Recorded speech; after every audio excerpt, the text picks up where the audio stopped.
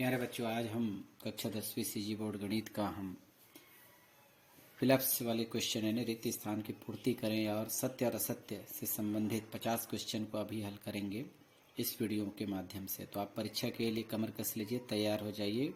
सारे important question आपको solve कराए जाएंगे आंसर के साथ। तो चलिए शुरू करते हैं। पहला प्रश्न यहाँ पर देख पा रहे हैं, यदि समांतर श्रेणी का nवां पद 2n-1 है तो श्रेणी का तीसरा पद ज्ञात कीजिए। देखेंगे पहले nवां पद दिया गया है तो इसको कैसे सॉल्व करेंगे, ध्यान देंगे। tn nवां पद tn बराबर दिया गया है 2n-1। आपको कौन सा पद पूछा है? तीसरा पद, यानी कि आप n की जगह तीसरा। ये रफ कार्य हो रहा है, आप इसी तरह से सॉल्व कर सकते हैं। तो तीसरा पद यानी n की जगह आप रखेंगे 3, है ना। तो इस तरह से दोनों का पहले गुना करेंगे, 6-1 = 5। तो आपका पहले का आंसर क्या होगा? 5 होगा।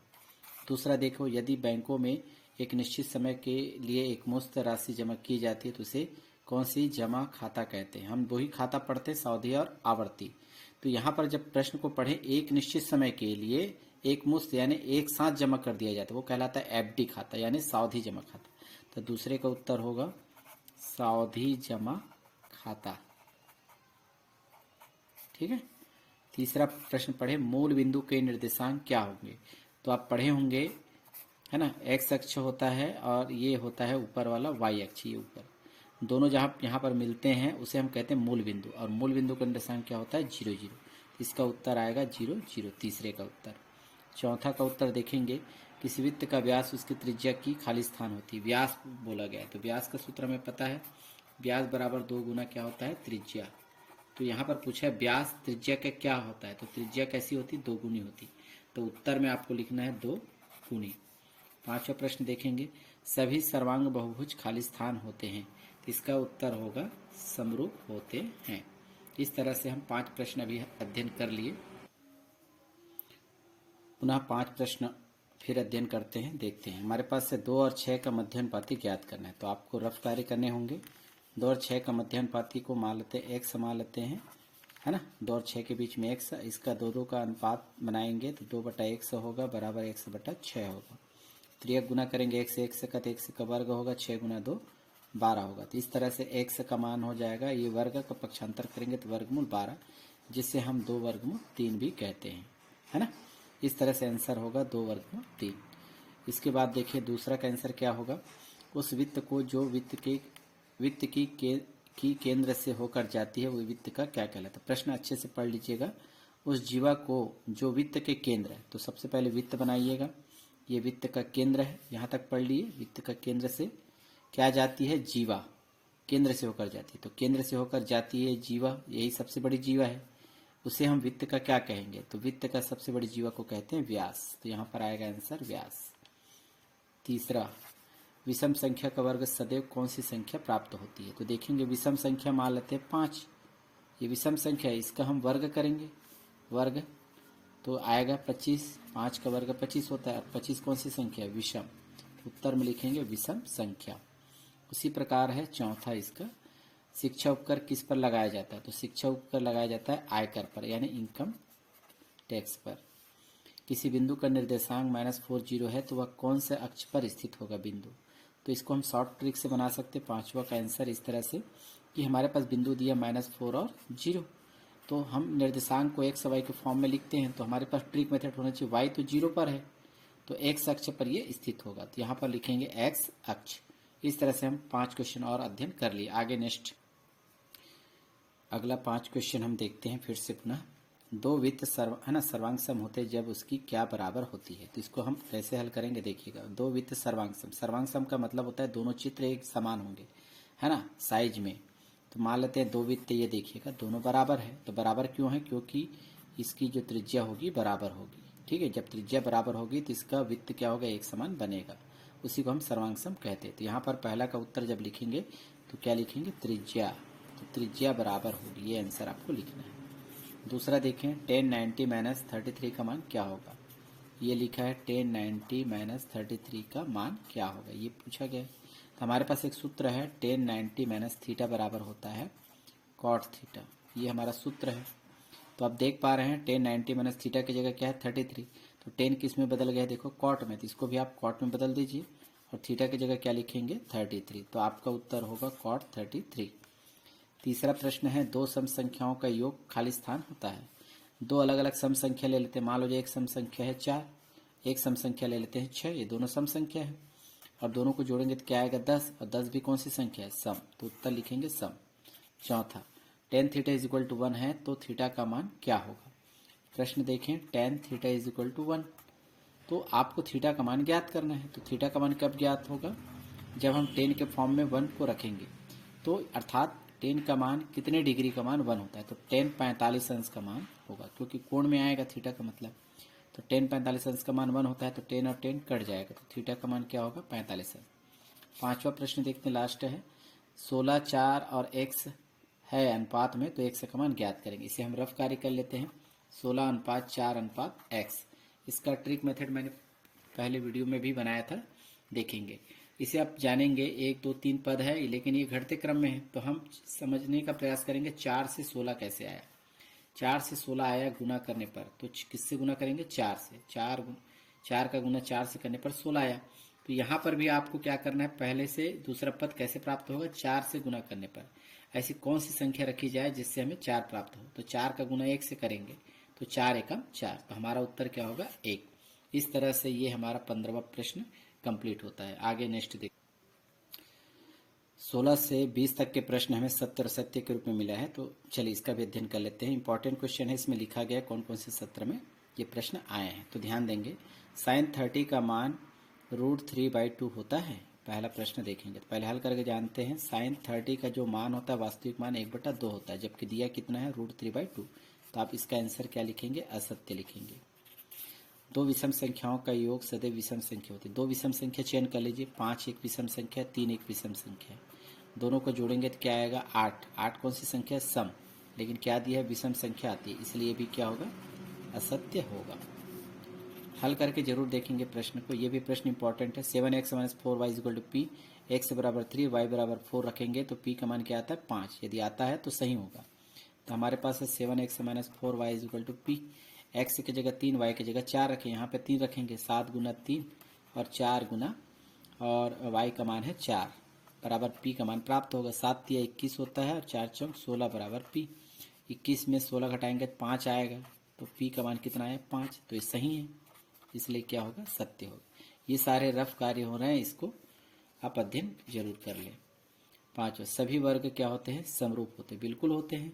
यानी कि मान लो जब मैं ऐसा छोटा वर्ग बनाऊं, बड़ा वर्ग बनाऊं या इससे और बड़ा भी बनाऊं, तो सभी एक जैसे रूप वाले दिख रहे हैं। जो एक जैसे रूप में पैटर्न में दिखते हैं वही क्या कहलाते हैं समरूप कहलाते हैं। यानी कि ये चौथा प्रश्न का आंसर क्या होगा सत्य होगा। पांचवा, मूल बिंदु के निर्देशांक x y होगा। अभी हमने देखा इसी वीडियो में ही कि x y का निर्देशांक 0 0 होता है ना। यहाँ पर x अक्ष है, ये y अक्ष है, दोनों यहाँ पर मिलते हैं, यानी मूल बिंदु पर। मूल बिंदु का निशान क्या होता है 0 0। ये प्रश्न दिया x y होता है, इसलिए क्या होगा ये गलत यानी असत्य होगा। इस तरह से हमारा 20वां प्रश्न कंप्लीट होता है। नेक्स्ट अगला हम देखते हैं 21 से 25 तक के 5 प्रश्न फिर से देखेंगे, ट्रिक मेथड से भी सीखने का भी प्रयास करेंगे। ध्यान दीजिएगा, 4 7 8 का चतुर्थन पति क्या है, तो इसे आप देखेंगे। 4 पहला का 4 7 8 चतुर्थन पति यानी चौथा पद ज्ञात करना। मैंने पहले भी वीडियो में बताया था, पहले का संबंध तीसरे से होता है और दूसरे का संबंध चौथे से। पहले से दूसरा कैसे आया, 4 का गुना हम करेंगे 2 से, 4 गुना 2 8, इसे भी आप 2 से गुना करेंगे तो 7 दूनी कितना होगा 14, तो आंसर क्या होगा 14 होगा। दूसरा प्रश्न देखिए, वित्त में सबसे बड़ी जीवा होती है, तो सबसे पहले बनाए वित्त में सबसे बड़ी जीवा, जो केंद्र से होकर जाती है वही कहलाती है सबसे बड़ी जीवा। इसी को हम जीवा खाली स्थान होती है व्यास होती है, ठीक है ना। वित्त में सबसे बड़ी जीवा व्यास को कहते हैं, तब व्यास लिखेंगे। तीसरा, साइन 90 - 63 अभी बनाया था, इसी तरह का एक प्रश्न और आ गया है, 63 बराबर खाली स्थान। तो हम सूत्र जानते हैं साइन 90 - थीटा, तो साइन किस में बदलता है कॉस में, और थीटा की जगह थीटा ही रहेगा। तो यहाँ पर थीटा के स्थान पर क्या है 63, तो साइन किस में बदलेगा कॉस में, तो कॉस और थीटा के स्थान पर क्या लिखेंगे, जैसे थीटा है यहाँ पर तो थीटा के स्थान पर है 63, आपका उत्तर होगा कॉस 63। इसी प्रकार चौथा का देखेंगे, दो विषम संख्याओं का योग खाली स्थान होता है, तो देख लेते हैं। एक विषम संख्या 5, एक और विषम संख्या ले लेते हैं 3, तो दोनों मिला के 8, तो 8 कौन सी संख्या है सम संख्या है, ठीक है ना। तो यहाँ पर दिया गया है दो विषम संख्याओं का योग खाली स्थान होता है, तो विषम संख्या को जोड़ेंगे तो आता है ना सम संख्या, तो उत्तर लिखेंगे सम। पांचवा देखेंगे √3 + 1 और √3 - 1 का समांतर माध्य क्या होगा। दो पद है, पहला पद दूसरा पद। इसके लिए फार्मूला ये होता है a = a + b/2। ए की जगह हम रखेंगे √3 + 1 और बी की जगह रखेंगे √3 - 1। तो इस तरह से √3 + 1 फिर बीच में प्लस √3 - 1/2। 1 1 कट जाएगा। यहाँ पर √3 प्लस में है दोनों के बीच में, तो 2√3 आएगा जोड़ने पर /2। 2 2 कैंसिल हो जाएगा तो उत्तर आएगा √3। इस तरह से हम 25वां प्रश्न कंप्लीट करते हैं। नेक्स्ट पुनः 5 प्रश्न लेते हैं 26 से 30 तक के प्रश्न। देखो परमेय संख्या और अपरमेय संख्या के संयोजन को यानी कि है ना दोनों को मिलाने से कौन सी संख्या प्राप्त होगी, ये होता है वास्तविक संख्या। जैसे परमेय संख्या एग्जाम्पल पर लेते हैं। परमेय संख्या मान लो जाए 2 है, ये 2 को परमेय संख्या है, और ये वर्गमूल 3 लिखते हैं वो क्या है अपरमेय संख्या। दोनों को मिलाएंगे तो इतना ही प्राप्त होगा, ये क्या कहलाता है वास्तविक संख्या। उत्तर लिखेंगे वास्तविक। संख्या तो लिखा हुआ है तो वास्तविक बस लिखना है आपको। दूसरा 18 और 6 का तृतीय अनुपाती क्या होगा, इसको हम सिंपल ट्रिक से ज्ञात कर सकते हैं। 18, 6 और तीसरा पद आपको ज्ञात करना है ना। तो इसका ट्रिक मेथड से बनाएं। 6 से 18 कैसे प्राप्त होगा, 6 गुना 3 करेंगे तो 18 आएगा। तो यहाँ पर भी कोई संख्या होगी, लेकिन इसका भी गुना आप किससे करेंगे 3 से। तो 3 से क्या किससे गुना करें कि 6 प्राप्त हो जाए। जैसे 6 का गुना 3 से किया गया तो 18 है। तो यहाँ पर हम कौन सी संख्या रखें कि 3 से गुना करने पर 6 मिले, तो 2 रखेंगे। 2 तिया 6, तो उत्तर हमारा क्या होगा 2। इस तरह से हल करना सीखें है ना। किसी बिंदु के निर्देशांक 0 5 है तो वह किस अक्ष पर होगा। अक्ष हमारे पास 2 होते हैं, x और y, दोनों में से एक उत्तर होगा। तो इसको ट्रिक मेथड से हल करें। 0 और 5 इसे आप x y के फॉर्म में लिखें। x है तो 0 है, इसको हटा दें तो y = 5। हम y पर अक्ष पर 5 कदम चल रहे हैं, तो यहाँ पर आएगा उत्तर y अक्ष लिखेंगे। चौथा का आंसर देखते हैं इसी का, है ना। किसी व्यक्ति के सभी साधनों से प्राप्त आय पर जो टैक्स कर यानी टैक्स लगाया जाता है उसे हम खाली स्थान कहते हैं। मतलब कोई व्यक्ति है सभी साधन से आय, मतलब वेतन से कमा सकता है या नौकरी से, व्यापार से या अन्य साधन से, जितने भी आय प्राप्त होते हैं है ना, उस पर सरकार टैक्स लेती है, उसे हम क्या कहते हैं आयकर। तो चौथा का उत्तर आएगा आयकर, जिसे अंग्रेजी में कहते हैं इनकम टैक्स। पांचवा इसी का देखेंगे। वित्त की परिधि के किसी बिंदु पर ब्याज द्वारा अंतरित कोण खाली स्थान होता है। महत्वपूर्ण प्रश्न है, ध्यान से देखेंगे। वित्त की परिधि, तो सबसे पहले बात करते हैं, ये वित्त है और ये इसकी परिधि है किसी बिंदु पर, है ना। मान लो जाए कोई बिंदु यहाँ पर हम ले लेते हैं ए, है ना। बिंदु पर ब्याज द्वारा अंतरित कोण, यानी ब्यास ये है जो वित्त के केंद्र से होकर जाए तो उसका कोण कैसा होता है। तो यहाँ पर जब भी कोण बनेगा, है ना, ये ब्यास के द्वारा, तो हमेशा क्या बनेगा यहाँ पर समकोण बनेगा। तो इसका उत्तर समकोण लिखें या फिर 90 अंश भी लिख सकते हैं, दोनों में से कोई एक उत्तर लिख सकते हैं। इस तरह से ये कंप्लीट होता है 30वां प्रश्न।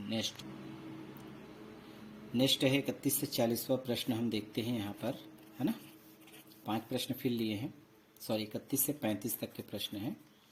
तो देखो सबसे पहला इसका देखते हैं। सम संख्याओं का वर्ग सदैव खाली स्थान होती है। सम संख्या पहले समझिए। सम संख्या मान लेते हैं हमारे पास 4 है, इसका वर्ग करेंगे तो 4 का वर्ग कितना होता है 16, और 16 कौन सी संख्या है सम, तो उत्तर लिखेंगे सम संख्या।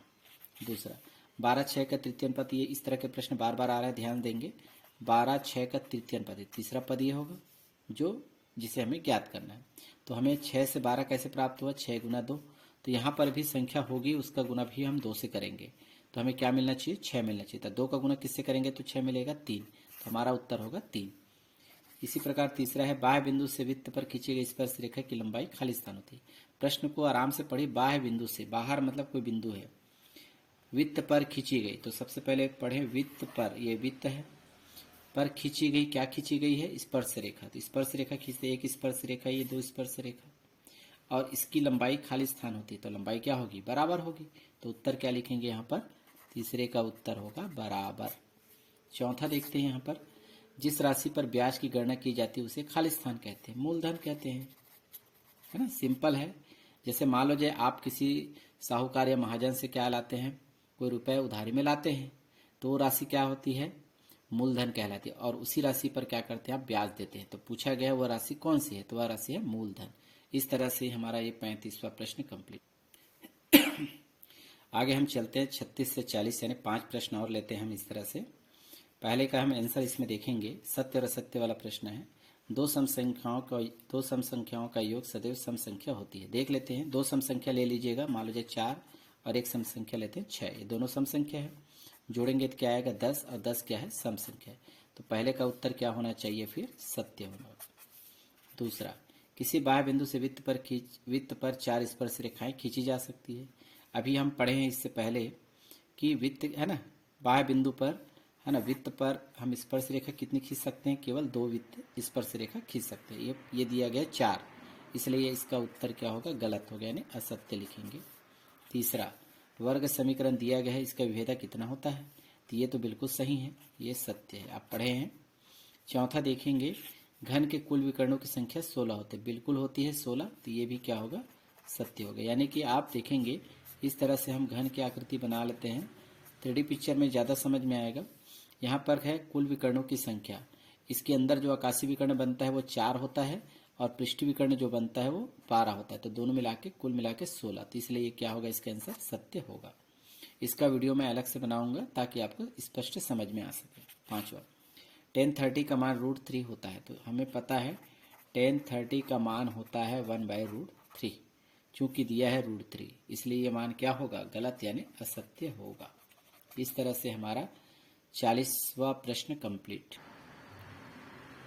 41 से हम 45वां प्रश्न पर अध्ययन कर रहे हैं। देखेंगे इसका पहला प्रश्न, 4, 6, 10 का चतुर्थानुपाती। हर प्रश्न इलेक्ट्रिक मेथड से नहीं बनेगा, है ना, इसको अध्ययन करना पड़ेगा, चतुर्थानुपाती ज्ञात करना है। तो 4, 6, 10 का चतुर्थानुपाती यहाँ पर है, सॉरी है ना, खाली स्थान है, इसको एक समान लेते हैं, एक से कमान ज्ञात करना है। तो इसको 2 का अनुपात बना सकते हैं, 4/6, और इसे 10/x लिखेंगे। तो एक गुना करेंगे तो 4x होगा, बराबर 10 गुना 6 होगा। इस तरह से x का मान हम निकालना चाहेंगे तो 4 नीचे आ जाएगा पक्षांतर करने पर, तो नीचे आएगा 4, 4 से 6 भी कट सकता है, 2 दूनी 4, 2 तिया 6, 2 एकम 2, 2 पंचे 10, तो क्या बचा 5 गुना 3, तो x का मान कितना होगा, 5 गुना 3 15, उत्तर आप लिखेंगे 15। इसी प्रकार दूसरा प्रश्न देखेंगे इसका, किसी वृत्त का व्यास उसकी त्रिज्या की खाली स्थान होती है। अभी हम पढ़ चुके हैं ये प्रश्न, वृत्त का व्यास है ना, व्यास बराबर सूत्र होता है 2r, यानी 2 गुना त्रिज्या। तो व्यास जो है त्रिज्या का 2 गुनी, यानी 2 से गुना होता है, तो उत्तर क्या लिखेंगे, 2 गुनी होती है, दूसरे का उत्तर। तीसरा देखें, cos 90 - 35 का मान। इस तरह के भी प्रश्न हम बना चुके हैं, फिर से देख लेते हैं। 90 - 35 दिया गया है, ठीक है, इसका उत्तर हमें ज्ञात करना है। तो यहाँ पर आप देख पा रहे हैं कि हमारे पास एक सूत्र है, cos 90 - थीटा का फार्मूला होता है। तो cos किस में बदलता है, साइन में, तो साइन थीटा के रूप में आता है। तो यहाँ पर cos किस में बदल जाएगा, साइन में, और थीटा के स्थान पर क्या है 35, तो यहाँ पर क्या लिख देंगे 35, तो हमारा उत्तर होगा साइन 35। अब देखते हैं हमारे पास चौथे का प्रश्न है, एक सम संख्या और एक विषम संख्या, सॉरी एक विषम और एक सम संख्या का योग हमेशा होती है। देखो, एक विषम संख्या ले लेते हैं, मान लीजिए विषम संख्या 5 है, और एक सम संख्या ले लेते हैं, मान लेते हैं 4, दोनों को जोड़ेंगे तो क्या आएगा 9, तो 9 कौन सी संख्या है भाई, विषम संख्या है, तो उत्तर क्या लिखेंगे, विषम संख्या। पांचवा प्रश्न इसी का देखते हैं, √3 + 1 और √3 - 1 का समांतर माध्य। अभी हम इसका एक प्रश्न और बनाए थे इसी तरह से, a = a + b/2 इसका फार्मूला होता है। a की जगह रखेंगे √5 + 1, और b की जगह रखेंगे √5 - 1, और है ना √5 + 1 + √5 - 1 है ना बटा 2, +1 - 1 क्या हो जाएगा, कैंसिल। यहाँ पर बचेगा √5 + √5/2। यहाँ पर गलती कर सकते हैं, इन दोनों को जोड़ेंगे तो आएगा 2√5/2, तो 2 क्या हो जाएगा, कैंसिल। तो हमारे पास क्या बचेगा, √5, तो √5 आपका आंसर होगा, है ना, चौथे का। लास्ट बचा है, सॉरी पांचवे का। इस तरह से ये 5 प्रश्न कंप्लीट होते हैं। 45वां प्रश्न, अंतिम हम 46 से 50वां प्रश्न हम देखते हैं सत्य सत्य के रूप में, है ना। इस नंबर पर ध्यान मत दीजिए, 5 प्रश्न है, ये आप फॉलो कीजिए। एक घन के आकाशीय विकर्णों की संख्या 8 होती है, ठीक है। अभी हम बताए थे इससे कुछ पहले कि आकाशीय विकर्ण की संख्या कितनी होती है, 4 होती है ना, और ये दिया कितना है 8, इसलिए प्रश्न का आंसर क्या होगा, असत्य होगा। आंसर में असत्य लिखना है, ये नहीं लिखना है। 1030 का मान √3/2 होता है। ये समझने के लिए हम रफ कार्य कर रहे हैं। यहाँ पर 1030 का मान हमारे पास होता है 1/√3, और हमें क्या दिया है √3/2, तो ये दोनों मैच नहीं हो रहा है, अर्थात ये भी क्या होगा, असत्य होगा। ठीक, तीसरा देखें, जीवा जो है वृत्त को 2 बिंदुओं पर प्रतिच्छेद करती है। जीवा किस पर, वृत्त को। तो सबसे पहले बनाया वृत्त, अब इस पर क्या बनाना है, जीवा, तो ये भी ये जीवा बना दिए। तो जीवा कितने बिंदु पर प्रतिच्छेद करे, 2 बिंदु, ये पहला बिंदु ये दूसरा बिंदु, तो 2 बिंदु पर प्रतिच्छेद करता है, तो सही दिया है इसलिए ये सत्य लिखेंगे। चौथा, एक घनाभ के आकाशीय विकर्ण की संख्या कितनी होती है, 4 होती है। अभी हम बात कर रहे थे आकाशीय विकर्ण की संख्या होती है 4, तो ये क्या है, सत्य है। लास्ट इसका बचा हुआ है 50वां प्रश्न हम पढ़ रहे हैं। वृत्त की छेदक रेखा वृत्त को 3 बिंदुओं पर प्रतिच्छेद करती। देखो वृत्त की छेदक रेखा, तो इसका भी आप प्रमेय पढ़े होंगे। ये एक वृत्त है और एक छेदक रेखा है ना, ऐसा पढ़े होंगे, PAB वृत्त की छेदक रेखा वाला प्रश्न। तो आप देख पा रहे हैं ये जो है ना, वृत्त है और वृत्त को 2 बिंदु प्रतिच्छेद करती, A और B। तो यहाँ पर 2 बिंदु होना चाहिए था, तो प्रश्न क्या दिया है, 3 बिंदु, तो 3 बिंदु दिया, इसलिए इसका आंसर क्या होगा, असत्य होगा। ठीक है, तो इस तरह से आपका 50वां प्रश्न कंप्लीट होता है ना। आप ईमानदारी से इस तरह के क्वेश्चन आप अध्ययन करेंगे तो आपको परीक्षा में परिणाम बेहतर ही मिलेंगे, ये मेरा मानना है। तो इस तरह से आप परीक्षा की तैयारी कीजिए और वीडियो को बिना स्किप किए देखिए, ताकि आप पूरी बातें आपको स्पष्ट रूप से समझ में आ सके। धन्यवाद।